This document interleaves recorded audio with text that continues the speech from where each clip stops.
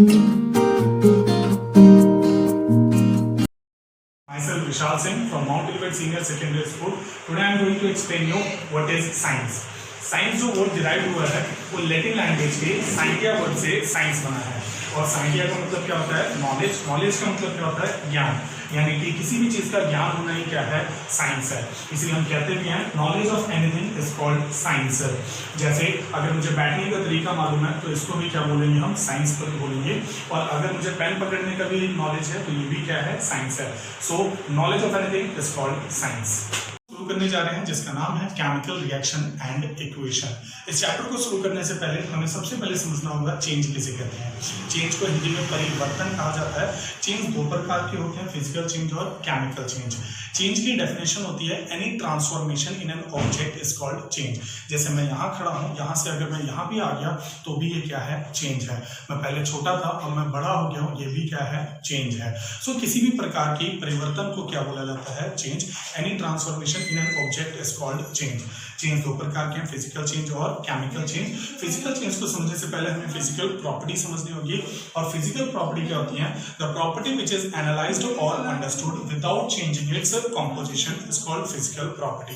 यानी कि जो भी प्रॉपर्टी हम एनालाइज या अंडरस्टूड कर रहे हो बिना उसमें कुछ मिलाए हुए, बिना उसकी कॉम्पोजिशन चेंज किए हुए, उसी को हम फिजिकल प्रॉपर्टी कहते हैं। And the change in the physical property of an object is called physical change. जब फिजिकल प्रॉपर्टी में ही चेंज आ जाए, जैसे किसी का शेप बदल जाए, साइज बदल जाए, तो उसको हम क्या बोलते हैं? फिजिकल चेंज कहते हैं। वहीं पे केमिकल चेंज क्या होता है? The change in which new substance is formed with new properties, it is called chemical change. जिस चेंज के अंदर भी एक न्यू सब्सटेंस बनता होगा न्यू प्रॉपर्टीज के साथ, तो उसको हम केमिकल चेंज कहते हैं। Example burning of anything. जैसे मैंने एक पेपर लिया और उसमें आग लगा दी तो क्या बना? राख बना। सो यहाँ पर राख जो बनी है वो भी एक नई चीज बन गई है। पहले हमारे पास पेपर और ऑक्सीजन था जो आग लगने के लिए बहुत ही जरूरी होते हैं, और बना क्या? राख। एक नई चीज बनी है नई प्रॉपर्टीज के साथ, ये क्या है? Chemical change. वैसे कुछ और भी केमिकल चेंज के एग्जांपल है। इन सभी केसेस में न्यू सब्सटेंस फॉर्म होता है न्यू प्रॉपर्टीज के साथ। तो ये डेफिनेशन समझाने जा रहा हूँ। केमिकल रिएक्शन क्या होता है? The reactions in which new substance is formed with new properties, it is called chemical reaction. जिन रिएक्शन में एक न्यू सब्सटेंस बनता हो न्यू प्रॉपर्टीज के साथ, उसी को हम क्या बोलते हैं? केमिकल रिएक्शन कहते हैं। एनसीईआरटी में भी एक एग्जांपल दिया गया है कि हम मैग्नीशियम रिबन को बर्न कर रहे हैं, और बर्न करने का मतलब हमेशा क्या होता है? O2 से रिएक्शन, क्योंकि बिना ऑक्सीजन के आग नहीं लगती है। जब कभी भी हम कहें कि हमने किसी चीज को बर्न किया तो इसका मतलब किससे रिएक्शन है? O2 से रिएक्शन है। सो Mg प्लस में O2 क्या बना? MgO। और इसी से जानकारी कुछ और भी है कि मैग्नीशियम रिबन को जब हम बर्न करते हैं तो वो व्हाइट फ्लेम से जलता है और व्हाइट पाउडर बनाता है। वो व्हाइट पाउडर क्या होता है? मैग्नीशियम ऑक्साइड होता है। फिर अगली चीज क्या है? किसी भी केमिकल रिएक्शंस के अंदर दो पार्ट होते हैं, एक रिएक्टेंट का पार्ट होता है और एक प्रोडक्ट का। The substances which take part in the chemical reaction are called reactant. जो केमिकल रिएक्शन में हिस्सा लेते हैं, टेक पार्ट करते हैं, उनको हम रिएक्टेंट कहते हैं। And the substances which are formed in the chemical reaction are called product. जो नई चीज बनती है केमिकल रिएक्शन में उसे हम प्रोडक्ट कहते हैं। ऐसे ही हमें ये भी ध्यान रखना होगा कि केमिकल रिएक्शंस ना तीन तरीकों से लिखी जाती हैं। एक होता है सेंटेंस इक्वेशन, एक होता है वर्ड इक्वेशन और एक होता है केमिकल इक्वेशन।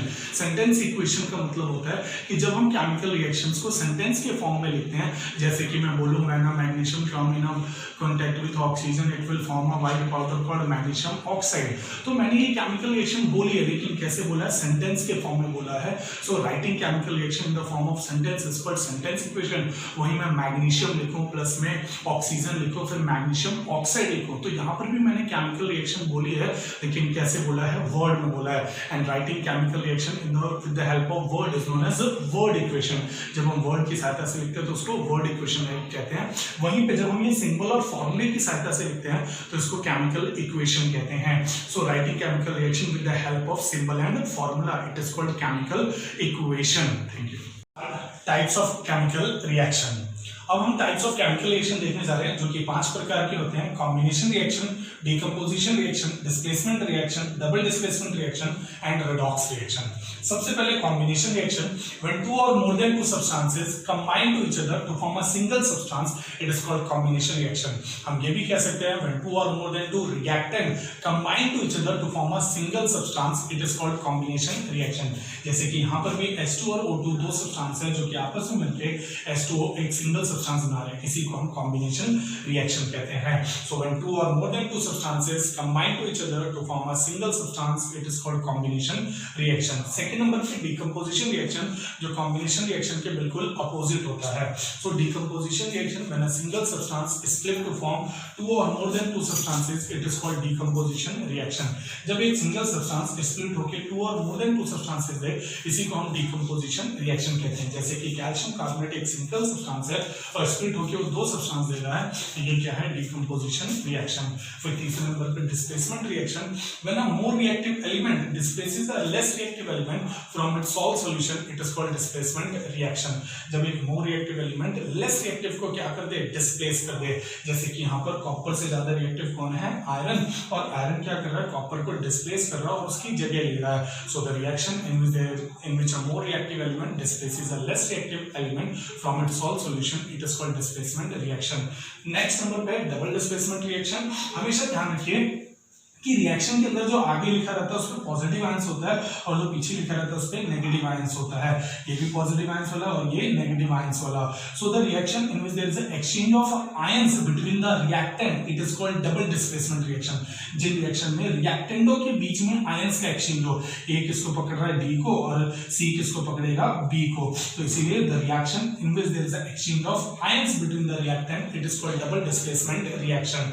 नेक्स्ट नंबर पे रिडॉक्स रिएक्शन. रिडॉक्स रिएक्शन दो रिएक्शन से मिलकर बनती है, एक ऑक्सीडेशन और एक रिडक्शन रिएक्शन. ऑक्सीडेशन रिएक्शन को समझने से पहले हमें यह भी ध्यान रखना है कि इसमें दो चीजें कंडीशन नेसेसरी होती हैं, एक ऑक्सीजन का गेन होना और हाइड्रोजन का लॉस होना. यानी कि the reaction in which there is a gain of oxygen और a loss of hydrogen is called oxidation reaction. और उल्टा क्या होता है इसका, reduction reaction. The reaction is there is a gain of hydrogen और a loss of oxygen, it is called reduction reaction.